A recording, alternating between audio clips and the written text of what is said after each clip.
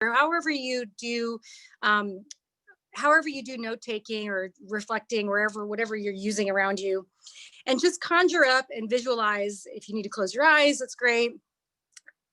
Sort of the kind of quintessential student of yours. And if you're not an educator, you don't deal with students in a direct way, and you're working sort of in a co-curricular way on campus, imagine the kind of quintessential student or young person that you work with. And if that doesn't apply to you at all, then imagine the young person in your life you imagine the most when you think about the climate generation. And on your reflection on your piece of paper, just write out this person's bio a little bit. What's this person like? What concerns them? What worries them in your classes? When you're preparing your classes, what are you worried about this person feeling? How do you take steps to make sure they're okay? When you're designing your syllabi and your course content, who are you thinking about? And just take a minute to just conjure up this student in your mind, your quintessential student.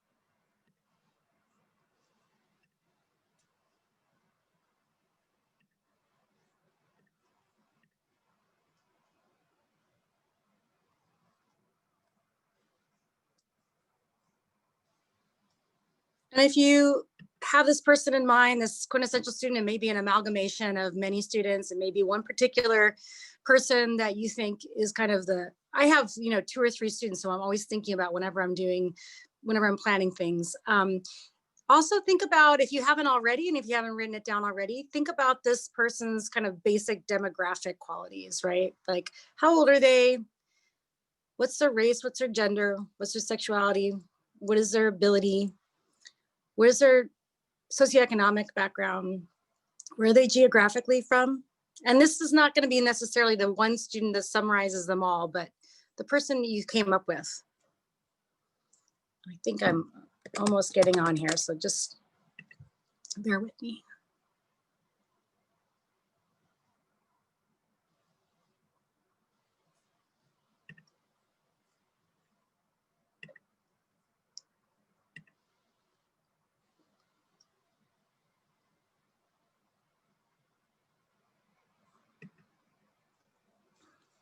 All right, I'm joining through my computer now.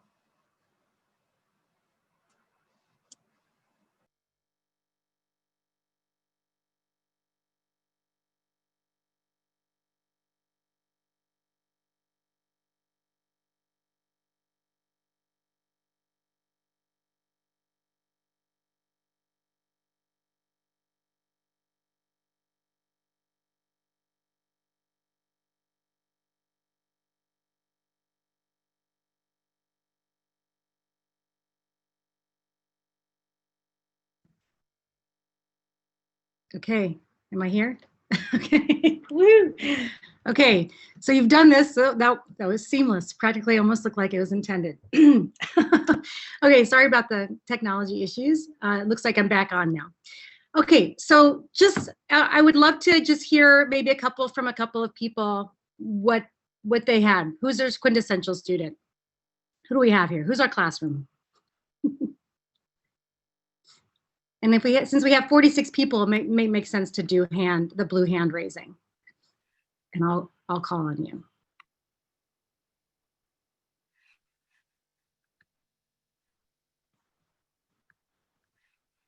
Okay, Paul. Young white female, Southern Ontario, urban. Pretty typically the people that come into my class, and not super concerned about climate change to start with. Great, that's great, very great. Okay, thanks, Paul. this was exactly what I'm looking for. Let's hear a few more.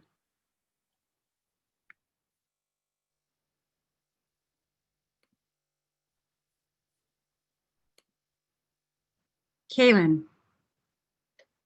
Hi, so white, female, 18, 19,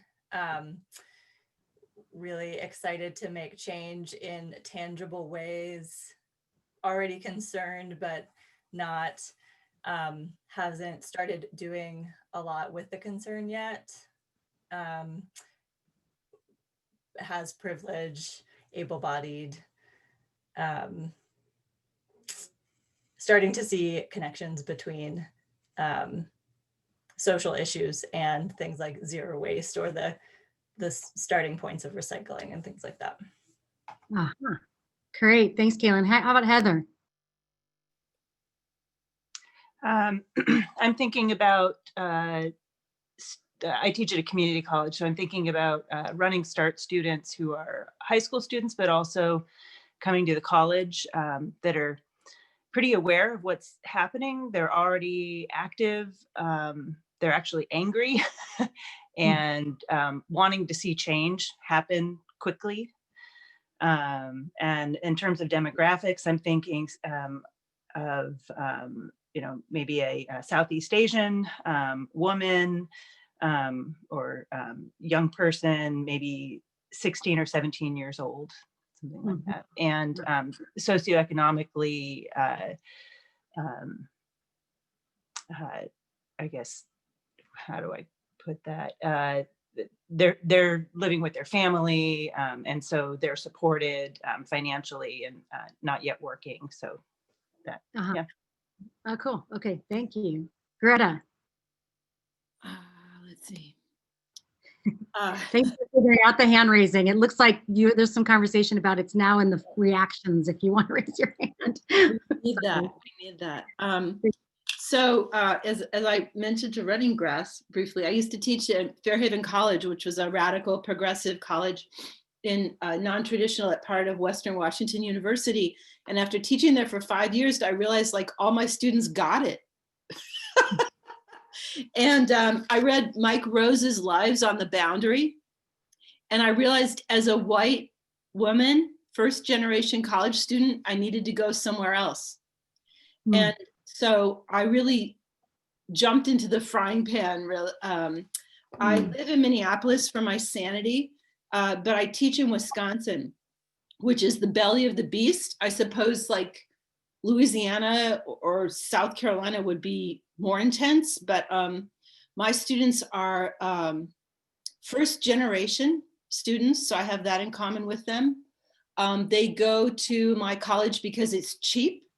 They have no analysis of what is a better institution or not. They believe everything is fine, and their goal is to fit in. That's my baseline. That's what I'm working with. I'm so glad I'm asking this question. Look at all of our different students. It's amazing, isn't it? And Krista said, Krista Heiser is saying yes, her students. Krista, you had your hand raised. Did you want to add to your student demographic or your student profile? Only that it's interesting that Greta mentioned the first generation in college thing. And my students so much believe that they're going to go to college to get a really great job. And they're just programmed to focus on getting that great job. And then when I tell them they need to be learning something else, it's just so disorienting. So yeah, I really resonate with what Greta said. Okay, thanks, Krista. Does anybody else want to add does anybody else have any different profile, a different quintessential student, any other qualities to mention? I see Jade. Hi, Jade. It's so great to see you. Go for it, Jade. Okay. Hi, Sarah. My quintessential student is Latinx, around 19 or 20, female, from Southern California, from a low-income family, first generation college, usually from an immigrant background. They go to college to have an opportunity for a better life. And usually for them, environmental issues are completely interlinked with social justice issues. They're concerned with environmental justice, social inequality, race and class inequality, and they're frustrated by the whiteness of these conversations. Thanks, Jane. We're both in the CSU system. No, you're in you're Riverside. You're not in the CSU. Yeah, we're both in California, so we have very similar students. Anybody else? Heather's hand is still raised. I'm happy to call you, Heather, but did you want to add something? Or Oh, no, sorry. Okay. Okay. All right. Anybody? One last chance. Anybody have different types of students? This is Kate, and my internet's really troublesome right now. I'm trying to raise my hand, but I teach at Peninsula College on the Olympic Peninsula, and so I have a lot of a real diversity of students, and some of the descriptions today are also my typical student in the class, but I also teach a lot of students who are Makah tribal members, Klallam tribal members, Quileute and Ho tribal members. So yeah, a lot of Native Indigenous students as well. Great, thank you. And I see Kevin Myers here. Kevin, do you want to add to that? I'm picking on you because I know where your students are. Yeah, sure. Sorry, I'm trying to be quiet. My family's still all asleep.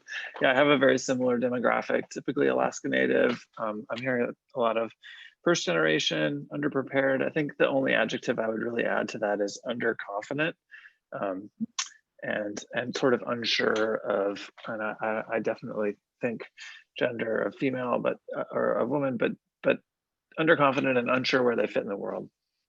Okay, thanks, Kevin. Sorry I don't hope I didn't wake up your family. I know there's also a few time zones early too. Okay, so thanks for that. I wanted to do that exercise just to kind of get the variety of our students on the table a little bit, just to imagine them as we're speaking about them, and also to maybe interrogate a little bit about some of our assumptions about who our students are, because it's something that I have spent time having to update my assumptions all the time. I don't know if that's part of your experience too, but the student body demographics of where I teach and has been changing as quickly as moving jobs. It feels like I need to update that every year, and it's great. I think it's an important thing, and I just really want to start off with questioning what we assume our students are starting at. That's something that I think brought us all to the table to talk about emotions and climate education in the first place, because in my experience and the time that I've been teaching, there was an assumption that students didn't really know about climate change, and they needed to get woken up to it. And I think, as this group has talked about quite a bit, that assumption no longer really works or helps. And so including assumptions about their demographics, I think we really need to be thinking about that, because that is related directly to their affective journey that they're going to be having. And so when I made the affective arc of environmental studies curricula, it was really oversimplified, and my students, my Latinx students, were said to me, "This is not my story." So I really wanted to point out to you that this updating of who our student demographics are is changing, and students who are coming into environmental fields is also changing.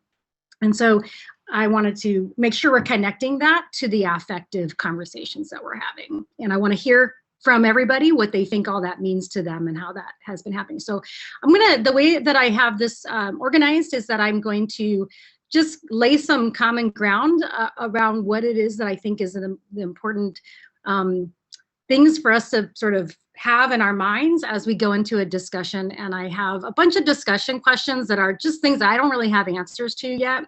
And I will ask Jen. Jen has the breakout rooms already pre-designed, and you can self-choose to go into whichever discussion breakout group that you want. And when we get to that point, I'll share with you the discussion. I'm about to share my screen and go through all my notes with you. And maybe we won't get to all of the discussion questions. Maybe you have something else you want to talk about, and you can lead your group in that direction. I really hope it feels open and organic and productive for you. So then that means that I need to really quickly get that document back open, because I had to shut down my computer to get the new update on Zoom. I don't know if anybody else had that problem this morning. I never restart my computer, but here it is. And I'm going to share the screen with you and kind of do the common ground. And Sarah, I dropped it in the chat if anybody wants to look at it on their screen as well. please open up. Thank you so much, Jen. Please open up this document. And I don't necessarily, well, just for anybody who doesn't have access to it, I will share the screen. Let's see here, where am I? Share screen. Is that the one? Yes. Okay, can you all see the document? Jen, can you say if you can see it or not? Because I have to open up my Zoom on the browser. Can you see that, Jen? Oops. Yes, I can. Okay. Okay. So please feel free to join us. And while you're in this document, by all means, feel like, please add comments or in the comment with the comment feature, or write things in here in a different color. I love the idea of this document having a lot of different ideas reflected in here. This is my initial kind of sketch, but it could be very different for you. So please, by all means, I don't want to present this as if this is the comprehensive story of race and climate anxiety in the environmental classroom. You all have so much experience with this to bring. So first, I want to just really quickly make sure that we're, one of the things that I think happens with a lot of environmental educators, and not necessarily everybody in this group, but when I'm talking to my colleagues, that there isn't necessarily an agreement about environmentalism's history of white supremacy, and there's not an awareness of early ecology's roots in genocide and eugenics, and also in dispossession, land dispossession.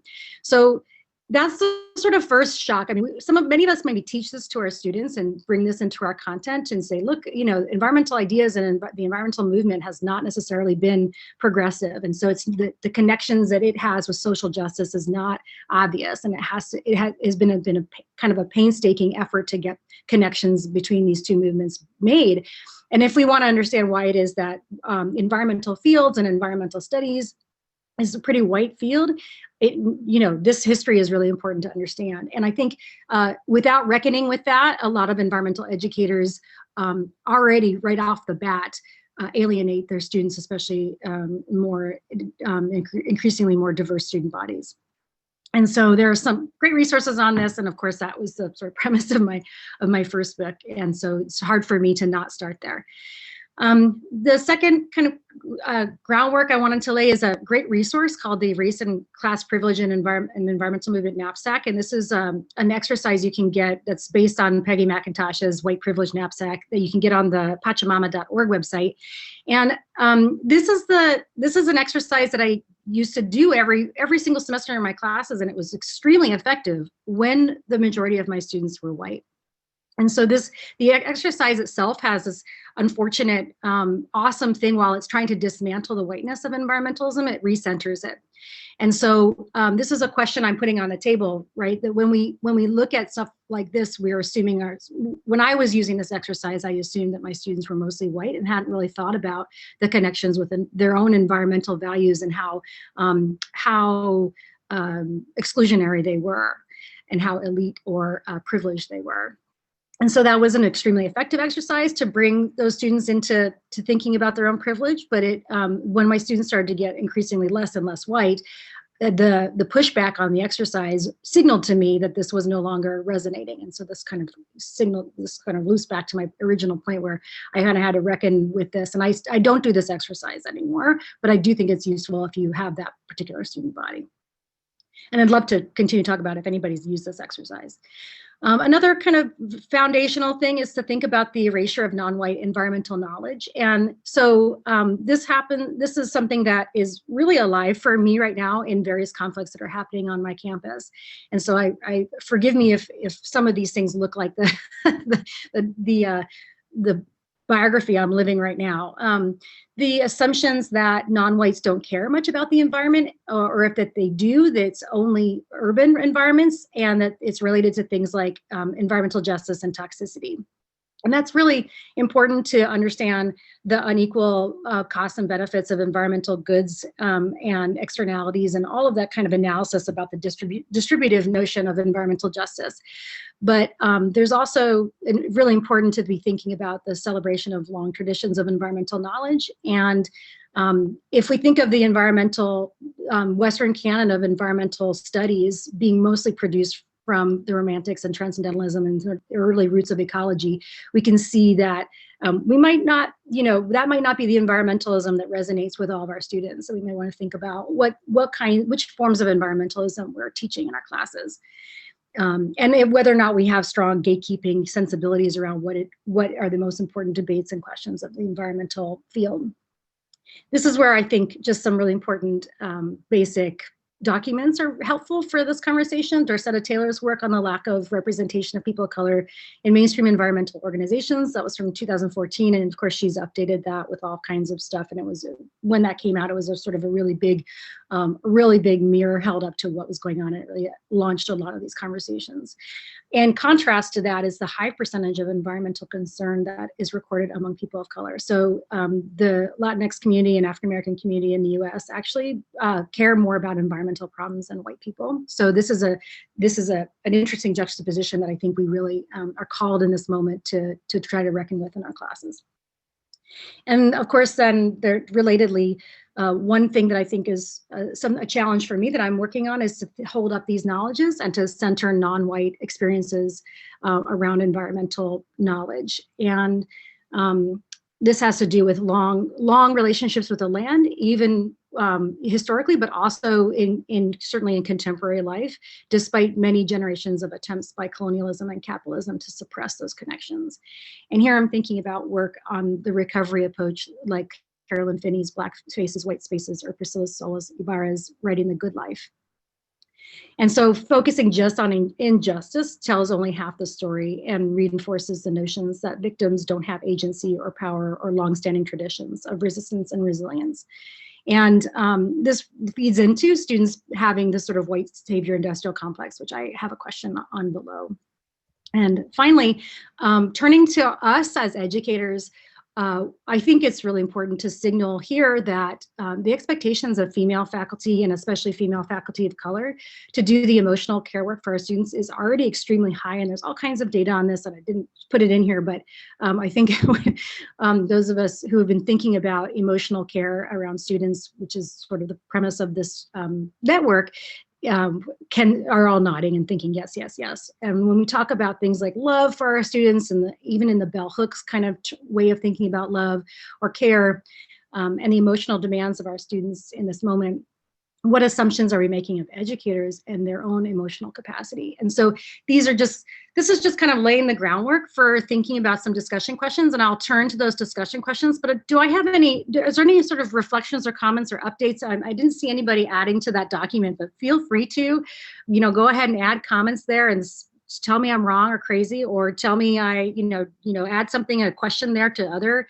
folks who might be looking at this. Let's make it a live document if you'd like. Is there anything that anybody would like to just respond to that before we go into small discussion groups?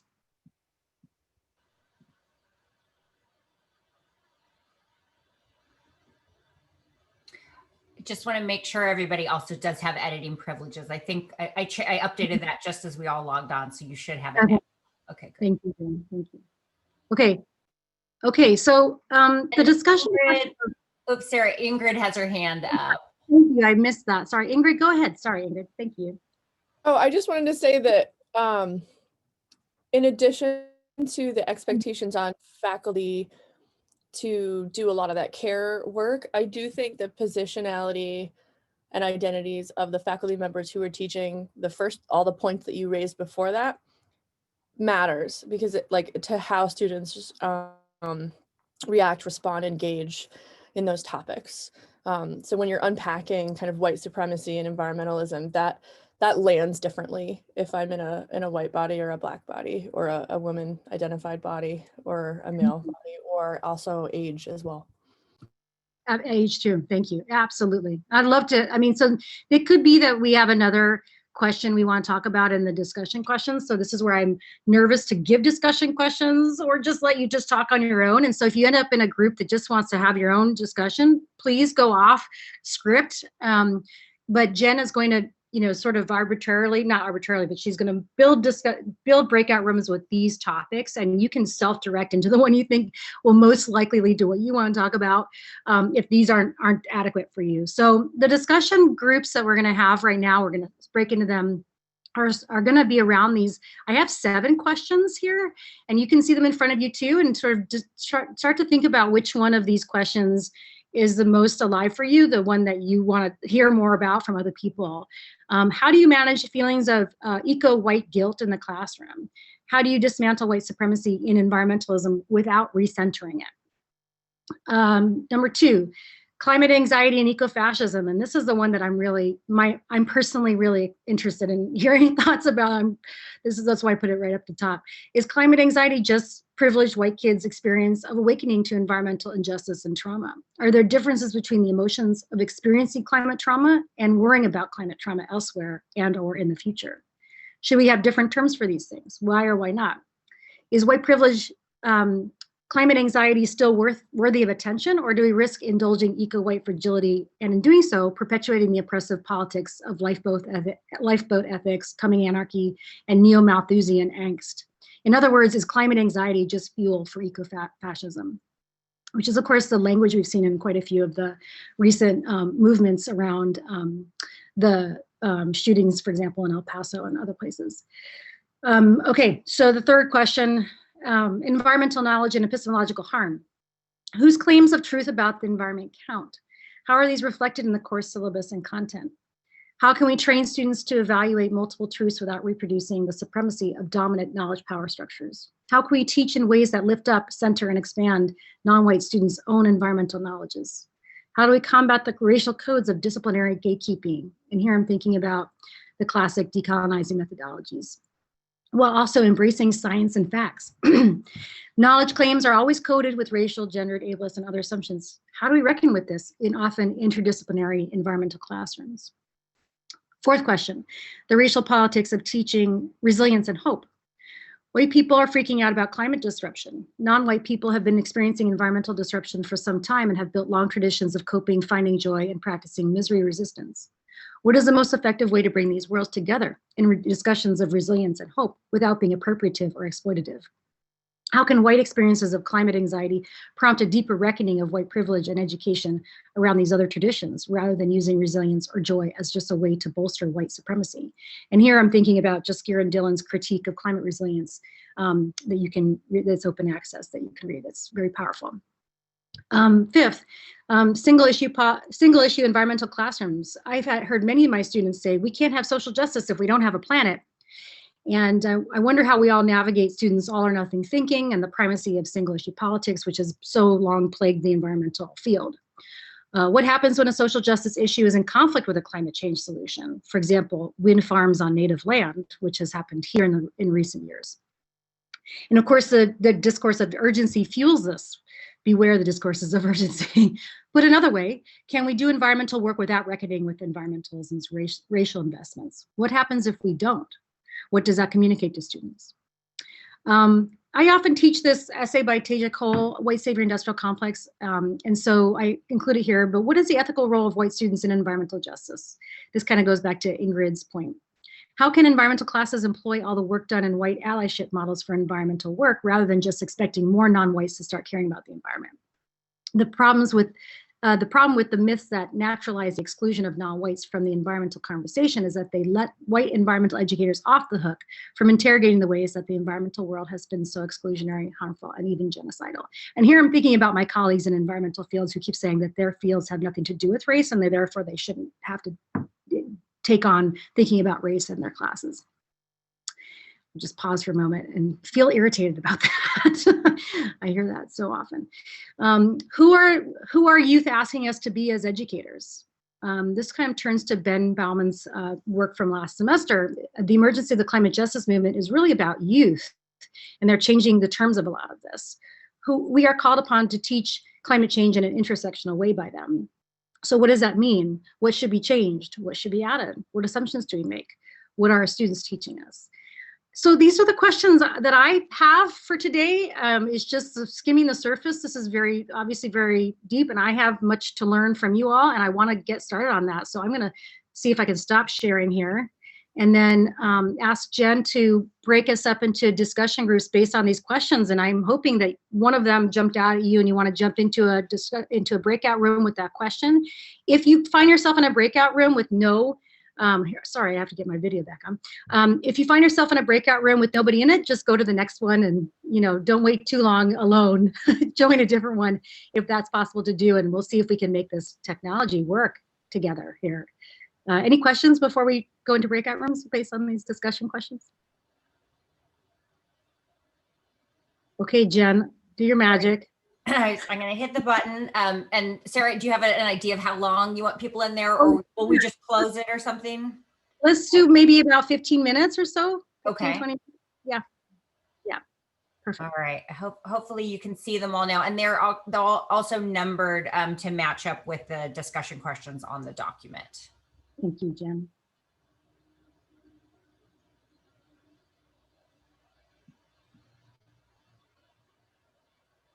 Are you all seeing them? Hoping that did work? No? No, it doesn't look like it. Somebody's saying yes and somebody's saying no. You have to hover over the number on the right side to join. It's a little confusing.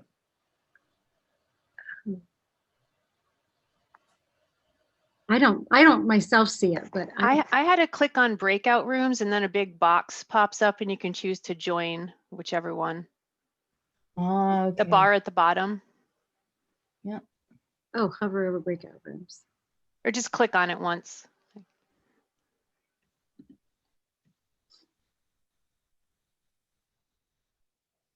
Okay, it looks like some people are going in. There's only 27. Okay, they're going.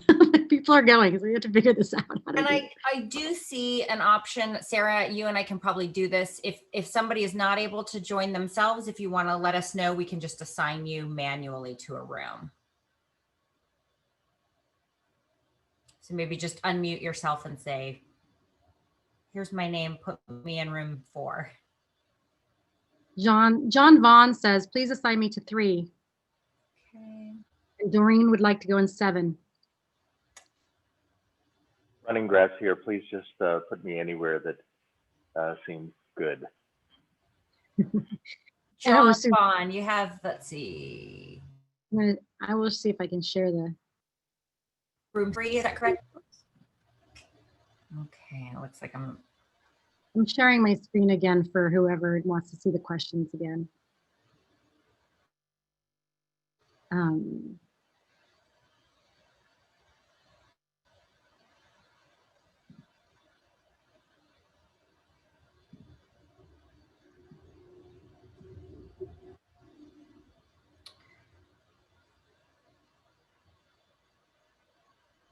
Hopefully that helped. Okay. We're down John, to, I'm still working on it here. It looks I like, appreciate it. yeah, we've got a group of 11 up at the top, and it doesn't look like it's allowing me. You all are grayed out. Okay, wait, here we go. Okay, so John, you said group number 3, was that right? Correct. And maybe that's just my hair color. I don't know. Okay. Jenny would like 2. Jenny K. Ferrara. And Suzanne Kahn would like 4. Sorry, Jen, to make you do all this. No worries, no worries. Okay. Running grass, I'm going to put you in group 4. Anybody else here? I might just do it randomly to kind of move people around. Suzanne Kahn would like group 4 as well. Okay, anybody else? And Jason, hi Jason, would like to, Jason Groves is saying, put him anywhere. Great, okay. And then there's, somebody was asking, Jenny K. Ferraras and would like to go to 2 if you still, oh, it looks like you already got it, okay. Jason, I'm gonna put you down in 2. Claude, group 1. And I see, hi Munaza. Did you want to say something? You can't go into, she's got her hand raised, Munaza. Yeah. Actually, Hi. I'm on phone. I don't have computer right now. It's around 9:30 p.m. So I'm joining you with my iPhone. So Okay. I was thinking about, I didn't see the screen very clearly, but something was the second last group, something that we cannot work for the climate justice if there is no planet. No social justice, no climate justice, if no That's planet. group 5, Jen. Yeah. Okay, so Yeah. Well, the sticky part there is there's nobody else in group 5. The single classrooms. How about I can put you in group 4? That's or if you want to look at any others and pick a second choice. So let's hope that there might be someone. There might be someone interested. Let's hear from others as well. You want to put Anna and Aaron and Munaza in the same group? Is that what you're saying, Munaza? The people who are still remaining? Yeah, if they are willing. If they're willing. I've assigned Anna to group number 2. So we've only got 2 left. Aaron, are you with us? Aaron Gilbert? I just don't want to put you in a group with Aaron Munaza if Aaron is not quite present, which of course I'm guilty of doing this too. So yeah, and I think Aaron was having connectivity issues. She signaled that to me earlier. So okay, Munaza, how about, let me see, Munaza, let me see what the closest thing next to that might be. How about Jen, what about putting her in group 1? Oh, what's the group 1? Can you please? Yes, it's how to manage eco-white guilt in the classroom, dismantling white supremacy without recentering it. No, maybe not. It has nothing to do with our part of the world. We don't have these discussions. Okay, very good. So you want to have the single issue politics is the best one for you. Yeah. Then the closest next to that might be, what do you think, Jen? How about the single, what are our students asking us to be as educators? Yes, I think this, if not that, well, then this one, yeah. Yeah, it's very US centric. I apologize about that. Yes, it's broader. Yeah, I hope you will bring that perspective back when we come back. All right, and Sarah, so it's just you and, I think it's just you and me. Do you want to, are you able to join a room, or do you want me to assign you to one? I don't want to, I kind of don't want to shape. I was invited to do a book club with Wendy. Wendy's on the call, I can see, and maybe a couple of other folks. And she has me there for all of the book discussion groups, and it's very sweet, and it's fun, and I love it. But I fear that no one talks because I'm there.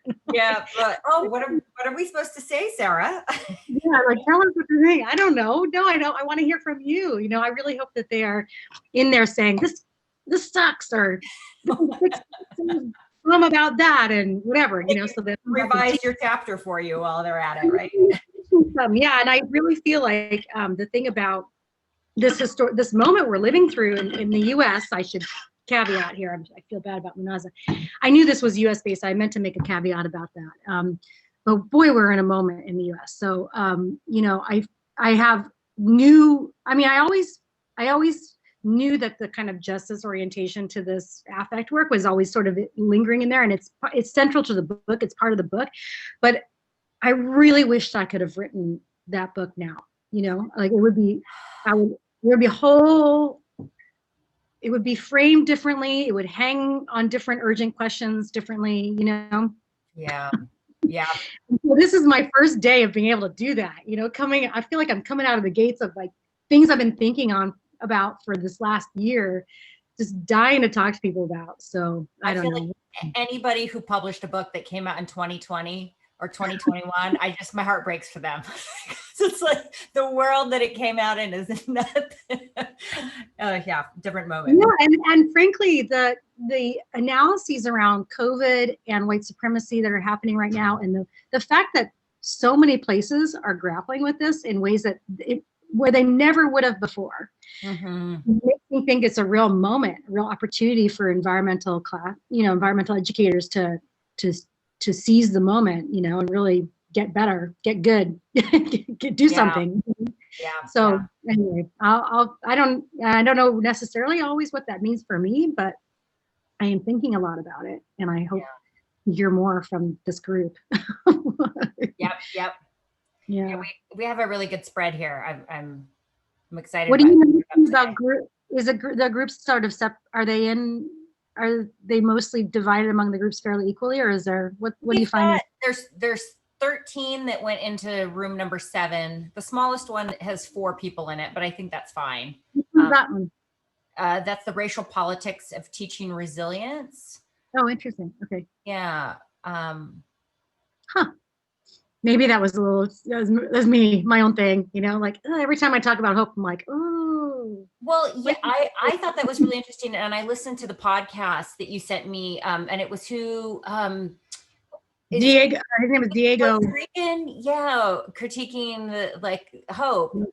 Yeah. And I really loved that. I mean, it was an hour and a half long podcast, but you did it, huh? it was good. Well, I was out on a really long run, and I thought it was fabulous.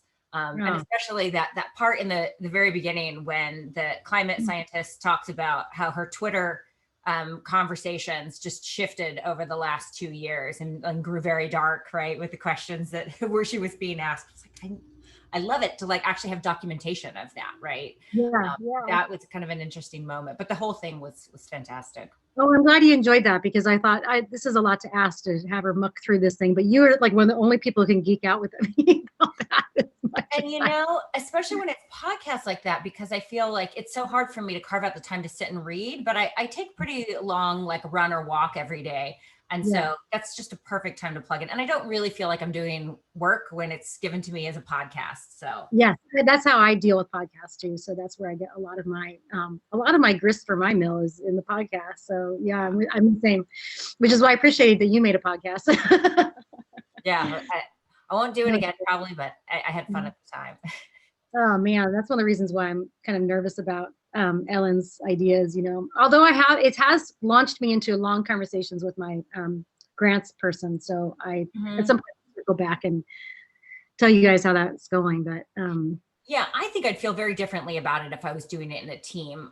The last time was just a stressful version of it because it was my first time doing a podcast and I was pretty much solo except for the sound person. So I'd be interested to hear. I want to compare notes with you over the next 2 weeks or so just about grant stuff, because I've got 2 others that I think that we could possibly apply for. So it would be nice if we have kind of our narrative that we can start plugging into different places. And the best one that I think I saw was the NEH digital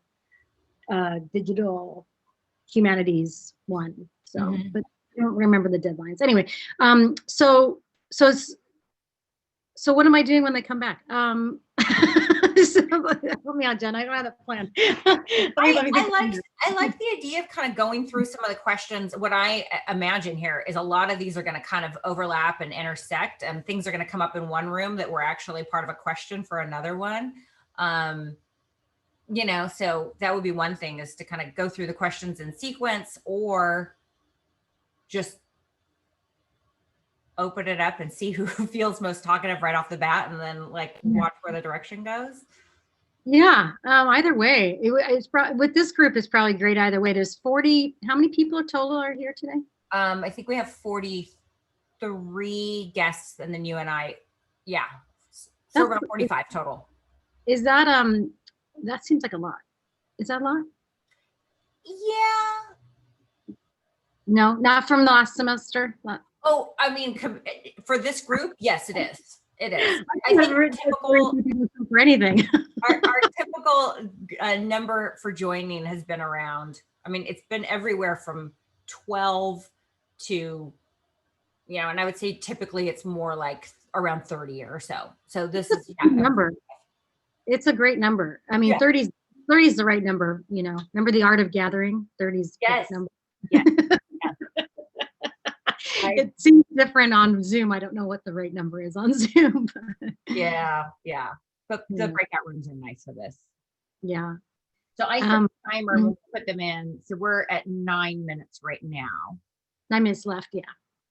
Is that what you mean? 9 minutes more? Yeah. If you want to join a group, you're welcome to. No, I'm sorry. It's been 9 minutes. So we've got 6 minutes more. Okay. What do you think time? Maybe I'll drop in on one of the small groups. Go ahead, do that, Jen. Yeah. Okay. So do you have permissions to broadcast a meeting, a message to all, or am I the only one on breakout? You are the only one. Okay. Yeah. Okay. I'll pop in on them in 4 minutes. Can you call me? I'm here. Apparently I'm a co-host, but if you made me the host, I could do it. Let's see. Okay, first I have to withdraw your co-host permission. And then Looks like Aaron's going to iPhone to the iPhone. Maybe that's going to fix it. Aaron might need to be put in a room if she's coming back here. I can looks like do that. I can't make you a host, so I'll keep you as co-host. But that's okay. Okay. I'll just pop in there real quick and see how the energy's going, and then come back and check with you. Okay, will you throw me into a room too now? If you're gonna leave me, I'll go into a room too. Yeah. Okay, and I'm gonna let you just bring us back, right? I don't have to do anything. Right, that's correct. Okay, great. Okay, so put you in with EcoFat number 2. Is there anybody number 2? Yes, yeah. I'll go there. In there. Let's go I there. want to go. Okay. Okay. Was that the right room? It was number 5, you said? Yeah.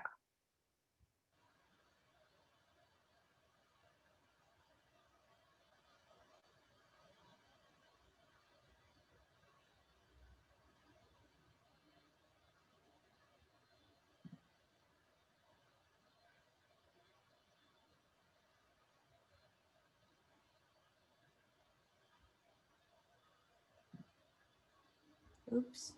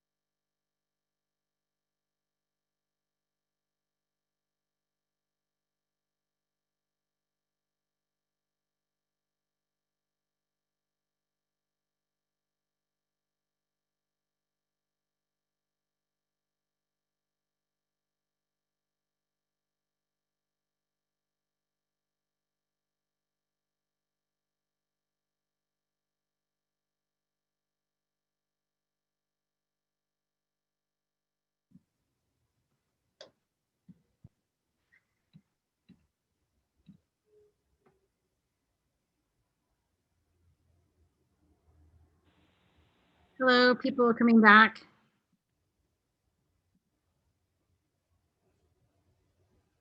Hello.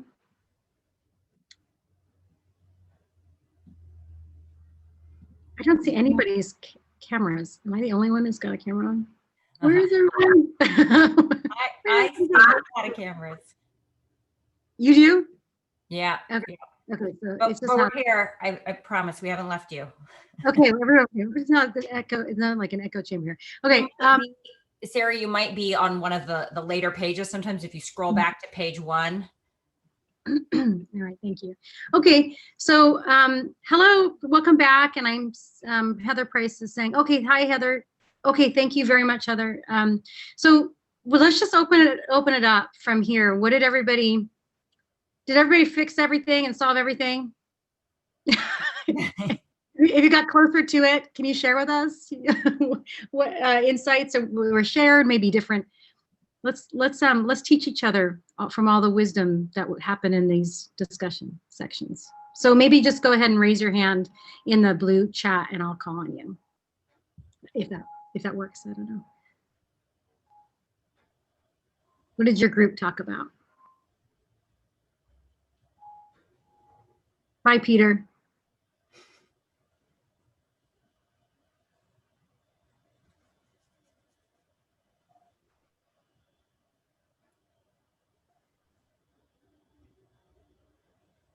I do feel all alone because I don't see anybody else's cameras. Oh, there we go. Greta, thank you.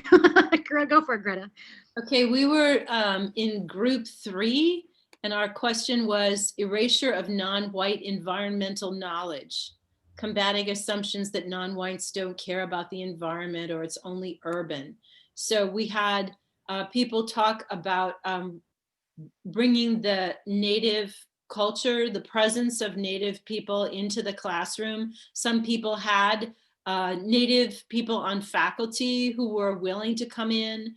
One woman had a native faculty person who was willing to take her camera in the yard, her backyard, and show people her medicine plants and then stream that in. Connecting with issues of Indigenous people here in the present moment, and to dispel the idea that Native people are part of history but don't exist in the present moment. I think that's it. Anybody in that session want to add anything? Otherwise, in a nutshell, that's it.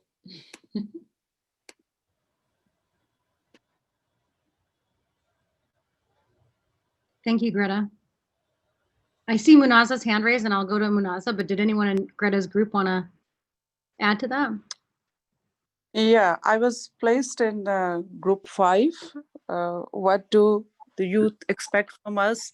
What role we can play?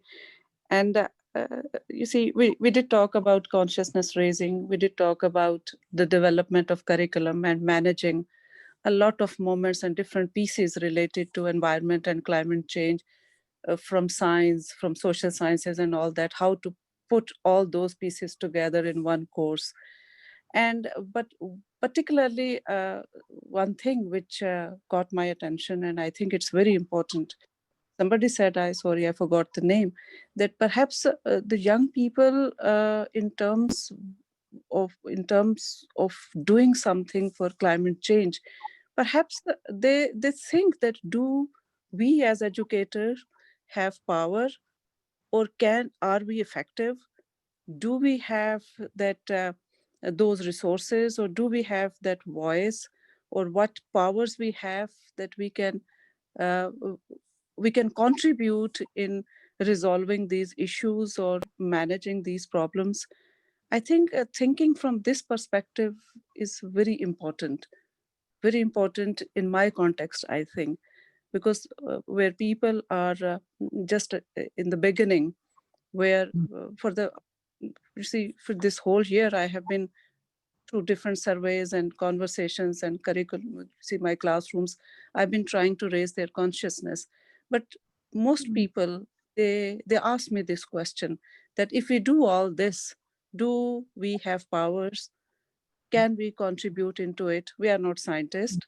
We are not businessmen. We are not industrialists. We don't have those empires. We are not politicians.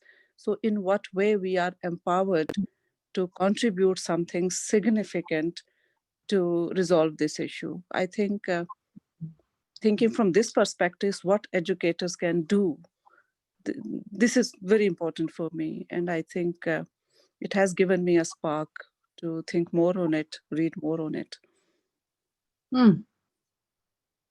Yeah, oh, thank you, Manaza. I see a couple folks, quite a few folks are having to go to meetings at 9, but I'd love to hear from other groups too, if anybody can report back from some of the other groups. I know Jen and I were in different groups that were having great conversations. Did anyone talk about the question of environmental knowledge and epistemological harm? Want to speak to that? About what knowledge claims are being held in our classes as valid? Ingrid? Yeah. You want to go ahead, Ingrid? Oh, sorry. I was just following up that part of that assumption, part of that erasure of non-white knowledge is an assumption about like who is urban and who is rural.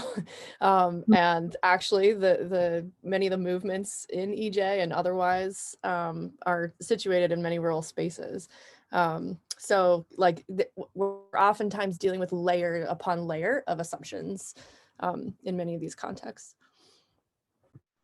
Thanks, Ingrid. Even I had that there. Yeah, thank you. What did your groups talk about? I'm really dying to. I wish I was a fly on all the walls and could learn from everything that was discussed. Please feel free to speak. Jessica, do you want to speak? Jessica Crean. Sure. Yeah, like our group talked a lot about sort of like what we were just talking about, like how do we actually function as educators? What is our role? And I guess the thing that's been rolling around in my mind since we were in the process of talking about that was like how to guide, essentially. I find myself running up personally against a lot of content questions because I don't teach environmentalism expressly. And so I'm constantly just sort of like gathering information how I can, and then asking others to also go deep and trying to guide them in their process more than impart information. And so I think I don't really have any answers to that. I'm just sort of thinking through like, what does it really look like to not be sages and still be able to guide the next generation and like take the things that they are passionate about and help them to be deeply invested in solving those things, having never done it before.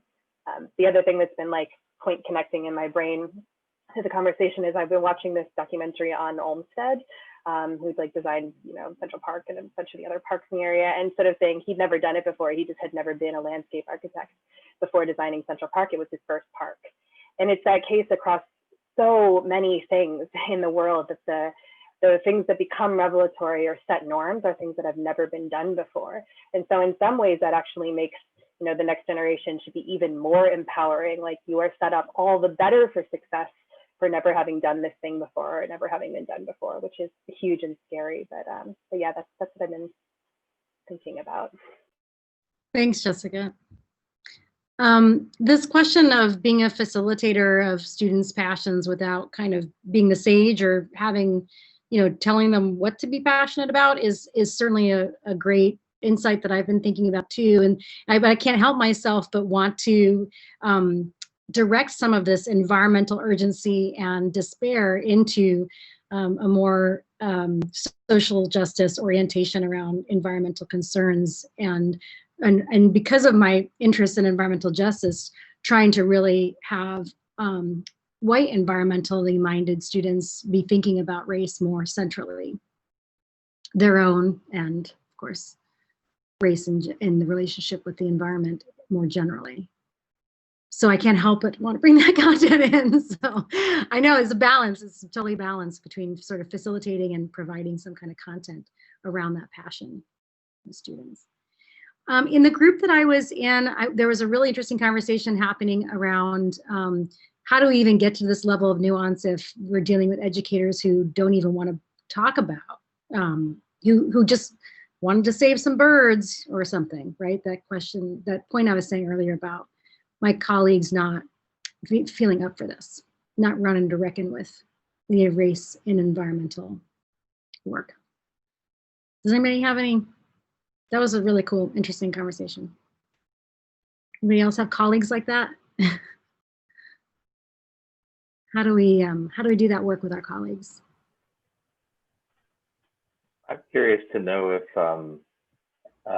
do folks feel that these questions, or the resistance to these questions, is so ingrained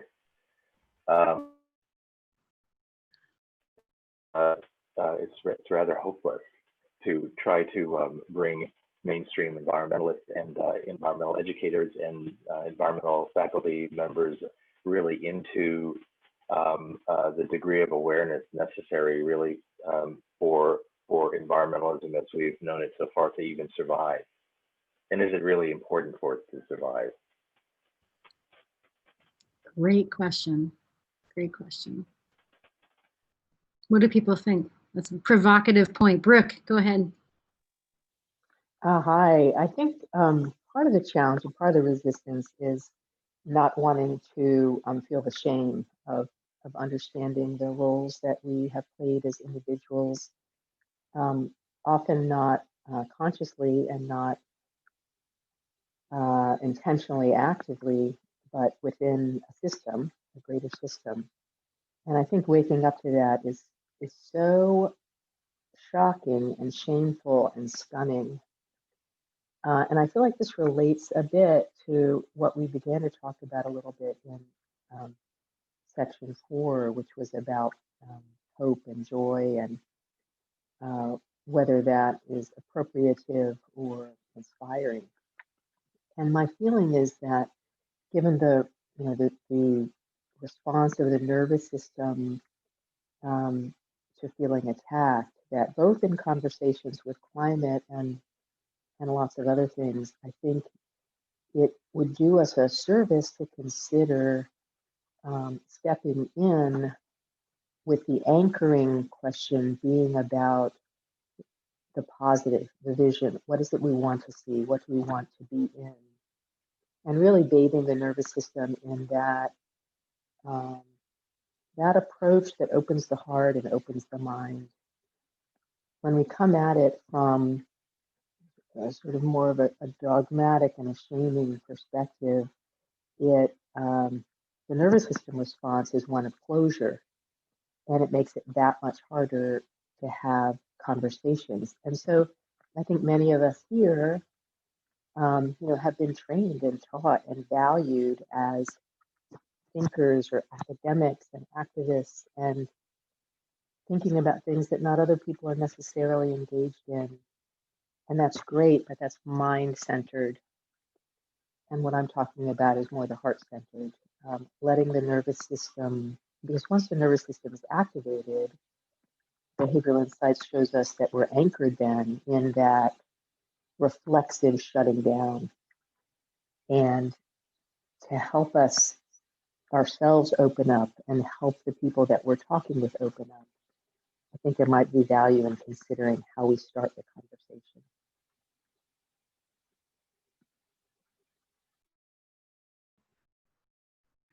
Thank you, Brooke. I wanted to maybe just add on this question, like you brought up the question, Sarah, of educators who are maybe resistant, or even among our, among this group, these are hard questions, right? And I think another kind of aspect of this, and we talked a little bit about power in my group, not just the power dynamic between students and educators, right? This idea of a teacher as like a beholder of knowledge that they impart, right? And with climate, it's like, well, I don't have the solution. But also the power dynamic between educators and institutions. I think many teachers, and I'm just finishing up my PhD, so I'm a grad instructor, and I think, I'm very lucky to have colleagues that are really up for tackling these difficult questions. But I think there are very practical, sometimes quite threatening ways in which some of these topics, right, and what you can actually do in the classroom, what texts you can teach, it's limited, you know, and some of them really do brush up quite drastically against institutional paradigms and structures that we operate within.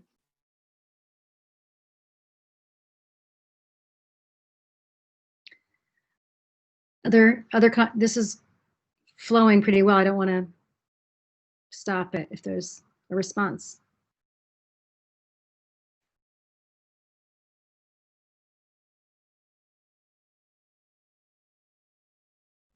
Running Grass's comment about whether or not the environmental framework is even viable anymore, and if it can even be done through that, I find very provocative. Does anybody want to speak to that? I was asked that by my dissertation chair, whether the environment was the best way to get this social justice stuff done, if it actually hampered it more. And I still chew on that question.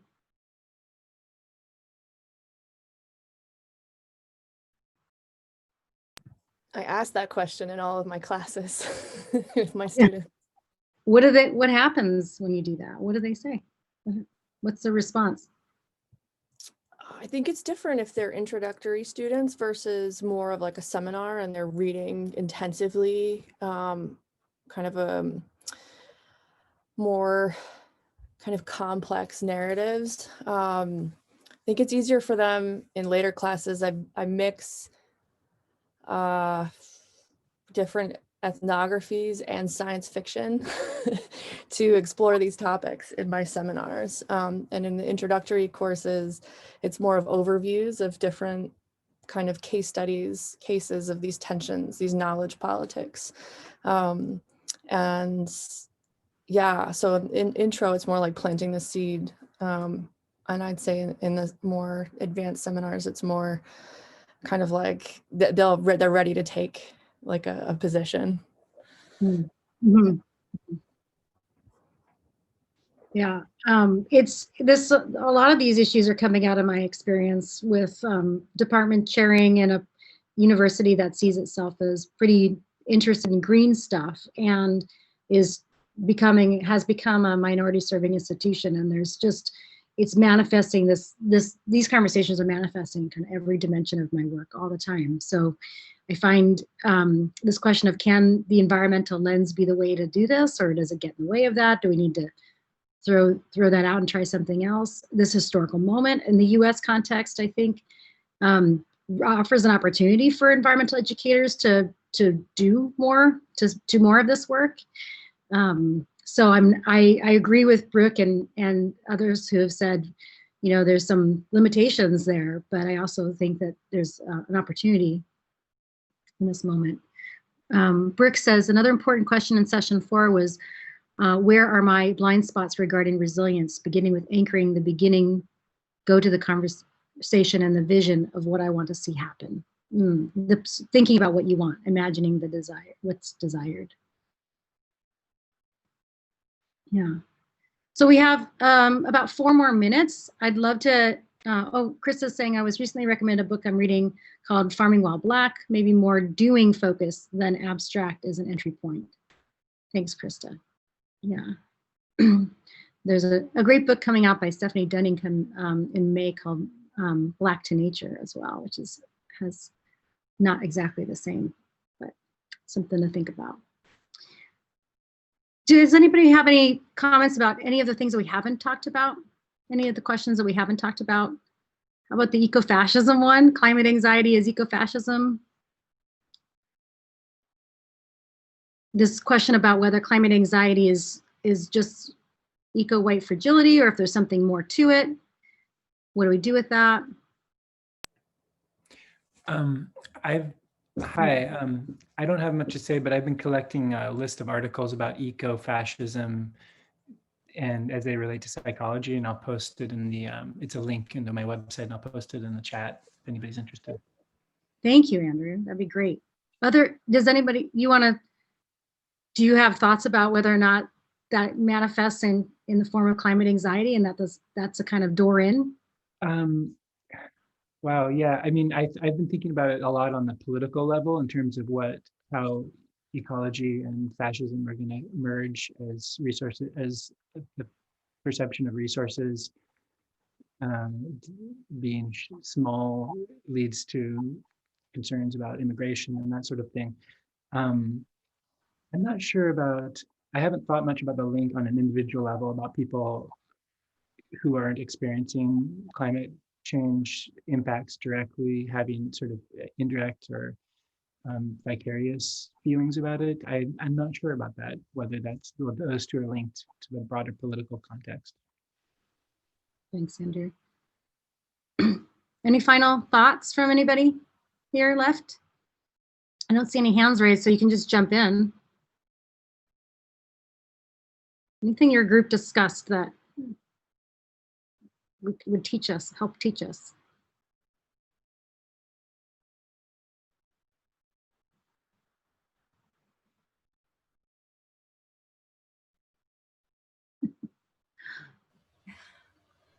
I'm Silence. Go, Jen. Yeah. Go for it. Sorry, I was muted. I was just having a thought as I was listening to Andrew talk, and one of the things that just came to mind, I was thinking about a podcast that I listened to recently by Ayanna Elizabeth Johnson, reflecting on this misperception of people of color in particular as not being interested in climate issues. And then it turns out statistically that they're actually much more concerned and active both in Latinx and Black communities. And so in a way, it seems like a really interesting opportunity to help students imagine, if you really are, if you're really invested in climate solutions, there's no way to actually see that through without social justice. So it almost seems like it could be, a path away from this more fascist tendency. But of course, the way that we learn about these things and the way that they're framed and the conversations, the way that they're staged in classrooms makes all the difference in the world in terms of what direction that goes in. But yeah, I see this as a moment of like intense threat and opportunity that, and I think they're probably both happening simultaneously, right? Yeah, absolutely. And I think what I'm sort of to think about wrapping up these ideas and in the spirit of we're wrapping up today. The question always on the table with my students is, can we address climate change without addressing social justice questions first? And then we get into case studies to think that through. And sometimes the answer is, oh yeah, they combine great. They're really they're really interconnected. And it seems very clean and obvious. And then there are some times when they're in conflict with each other. And what do we do then, right? And so the question there becomes, does climate change or environmentalism in general end up becoming an excuse to not focus on or to let the loudest voices in the room set the agenda? And so this is really one of the ways that I approach this stuff in my classes, is to say, okay, well, when we get so urgent about this and when our anxiety is so peaked and we're not, as Brooke was saying, if our nervous systems are really triggered, we're less likely to actually think about and deliberate over what the social justice implications of different solutions are to climate change. So on just a very simple pedagogical level, it's really important to be conscientious about that, about what anxiety is doing to either get in the way of or to facilitate social justice. And that's really the spirit with which I come to this question is, when we have a lot of that anxiety going on and you have students in the classroom who might say, yes, we need social justice first and primarily, or we need to give back the land in order to even deal with climate change, versus people who say, no, we got to get that alternative energy going, forget all that social justice stuff. That creates actually a dynamic in the classroom as well that I think is really important for us to be equipped to facilitate. Because those are the debates happening out in the world as well, as everybody has attested by talking about how difficult this is. So thank you all for having this conversation with each other, with me. Jen, do you have any housekeeping things that you want to wrap up with, or final thoughts?